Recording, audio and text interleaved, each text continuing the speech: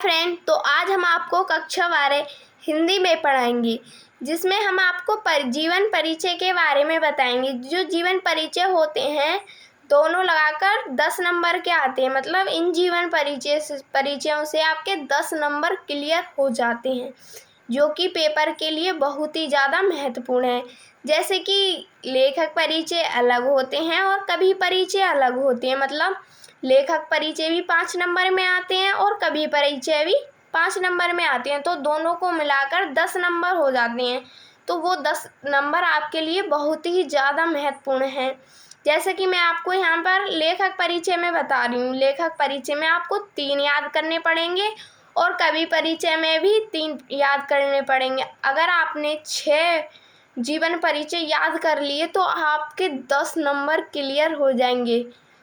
तो देखते हैं, इसमें पहला मैं आपको इसमें महत्वपूर्ण ही बताऊंगी, जो कि आपके पेपर में आते ही हैं। इसमें पहला है वासुदेव शरण अग्रवाल। ये आपके पेपर के लिए बहुत ही ज़्यादा महत्वपूर्ण है। मतलब वेरी वेरी इम्पोर्टेंट है ये आपके पेपर के लिए। तो आप इन्हें ज़रूर याद करके जाना, ठीक है। तो अब हम पहले जो हम जीवन परिचय लिखते हैं तो उसकी शुरुआत कैसे करनी चाहिए, हमें पेपर में कैसे लिखना चाहिए। जैसे कि मैंने यहाँ पर लिखा है, आपको उसी ही फॉर्म में अपने जो पेपर देने जाओगे ना आप उसमें लिखना है, बिल्कुल सेम यही। अगर आपने ऐसे लिखा तो जो एग्जामिनर्स होते हैं ना, वो आपकी कॉपी को देखते ही यहाँ पर आपको 1 नंबर दे देंगे कि इस बच्चे ने पूरे जीवन परिचय की डिटेल ये शॉर्ट फॉर्म में दी है, तो इसको पूरा ही याद होगा। मतलब ये वाला कम देखते हैं और ये वाला ज़्यादा देखते हैं, तो इसको देखते ही आपको 1 नंबर दे देंगे और इसको थोड़ा बहुत पढ़ेंगे और आपके पूरे नंबर दे देंगे। तो आपको ये लिखना बहुत ही ज़्यादा ज़रूरी है। जैसे कि मैंने यहाँ पर मेन टॉपिक लिख दिए हैं। कुछ स्टूडेंट्स होते हैं इसको बॉक्स में भी बंद कर सकते हैं, लेकिन मैंने यहाँ पर नहीं किया है।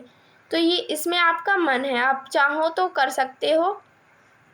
तो मैंने यहाँ पर लिखा है जन्म स्थान, मतलब पहले इनका जन्म कहाँ हुआ, जो मेन टॉपिक हैं वो लिखे हैं। जन्म हुआ था सन 1904 ईस्वी में, और जन्म स्थान कौन सा था इनका, मेरठ जिले के खेड़ा नामक गांव में हुआ था। ये मेन है, ये भी लिखना जरूरी है। फिर है प्रमुख रचनाएं। इनकी प्रमुख रचनाएं हैं पृथ्वीपुत्र, भारत की एकता, ETC, मतलब और भी हैं इनकी रचनाएं। अब इनकी मृत्यु देखते हैं। इनकी मृत्यु हुई थी सन 1967 ईस्वी में।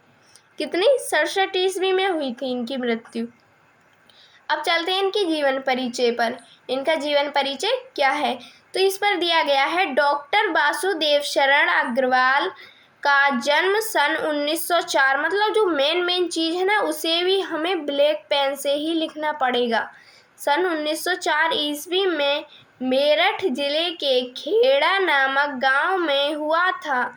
इनका बचपन लखनऊ में व्यतीत हुआ था। जब इनके माता पिता लखनऊ में रहेंगे तो इनका बचपन भी लखनऊ में ही तो व्यतीत हुआ और इनकी प्रारंभिक शिक्षा भी वहीं से उत्तीर्ण हुई।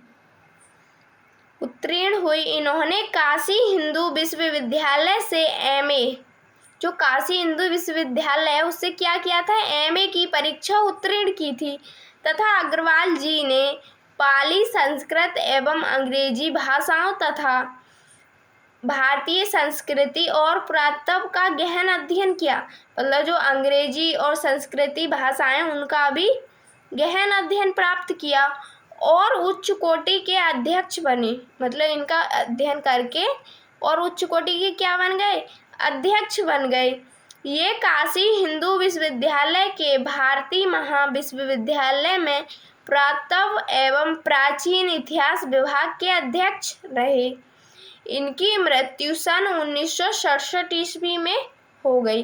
मतलब हमको यहाँ पर ज़्यादा विस्तार से नहीं लिखना है। अगर आप अपनी तरफ से क्वेश्चन बैंक में से छांट कर लिखोगे तब भी आपको देखेंगे तो उसमें कितना बड़ा दिया होता है, तो आप बच्चे का दिमाग घूम जाता है। कहाँ से लिखें, कहाँ तक लिखें। पेपर में तो वैसे भी टाइम कम दिया जाता है, इसलिए मैंने यहाँ पर आपको शॉर्ट में लिखकर बता दिया है। इसमें ज़्यादा शब्द सीमा नहीं मांगी जाती है, इसमें मांगी जाती है शब्द सीमा मांगी जाती है 80 शब्द, सिर्फ और सिर्फ आपको 80 शब्द में ही लिखना है। अभी इसमें आपको साहित्यिक परिचय भी ऐड करना पड़ता है, इसकी रचनाएं भी करनी पड़ती हैं। तो इसका साहित्यिक परिचय मैंने आपको यहाँ पर बता दिया है।